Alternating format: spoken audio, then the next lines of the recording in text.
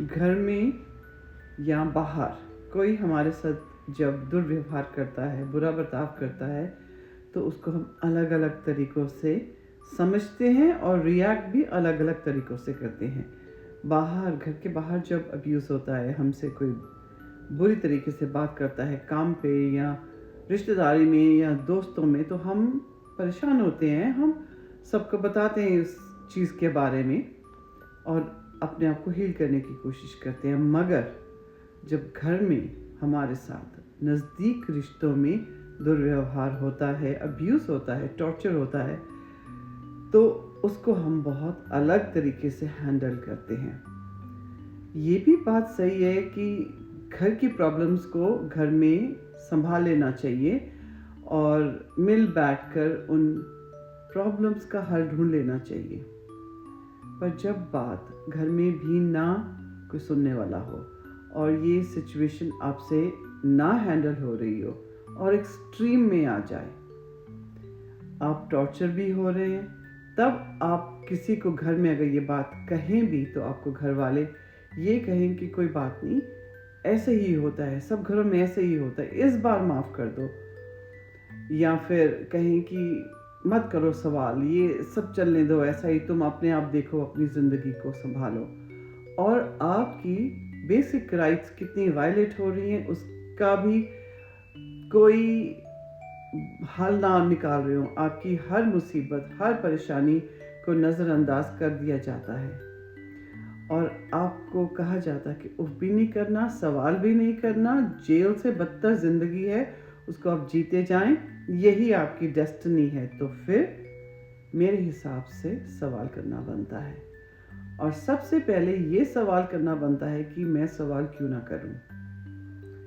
घर में ये बात संभल नहीं रही थी, तो इसलिए हर औरत को, स्पेशली मुझे मालूम है कि आदमियों के साथ भी ये बुरा बर्ताव होता है, पर अभी मैं बात कर रही हूँ उन औरतों के लिए, उस नारी के लिए जो इस सृष्टि का इतना बड़ा हिस्सा है। हमारे घरों के इतने 50-60% जो दारोमदार होता है, जो रिस्पॉन्सिबिलिटीज़ होती है, उससे भी ज़्यादा एक नारी के ऊपर होती है।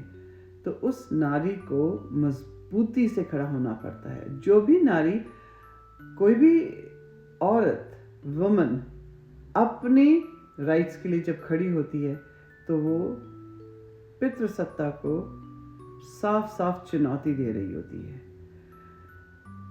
जब वो पितृसत्ता को चुनौती देती है, तो इसका मतलब ये होता है कि वो अपनी आने वाली पीढ़ी के लिए, अपनी आने वाली जनरेशन्स के लिए बहुत मजबूती से खड़ी होती है, उन रिवाजों के खिलाफ, उन रीतियों के खिलाफ जिसने उसको आगे नहीं बढ़ने दिया। जब उनके घर वाले जो होते हैं वो भी इस बात को समझते हैं, तो एक मजबूत औरत, एक मजबूत आदमी, एक मजबूत माँ और एक मजबूत पिता मजबूत बच्चों को इस दुनिया में लेकर आते हैं और इस दुनिया को कैसे आगे बेटर करना है वो भी समझाते हैं। पर अगर ये औरत अकेले ही कर रही है, तो उसको दबाना नहीं चाहिए, उसको सपोर्ट करना चाहिए।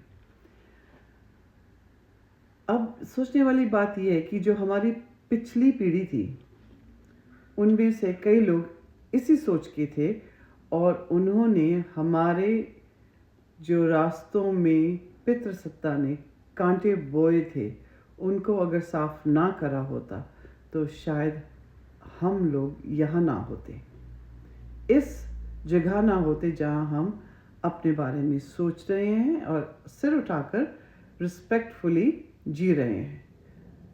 और हमारी पिछली पीढ़ी में भी कुछ लोग अगर ऐसे ना होते जिन्होंने हमारी ज़िंदगी में कांटे बोए हैं और जानबूझकर बोए हैं, तो शायद आज हम कहीं और होते हैं। Think about it.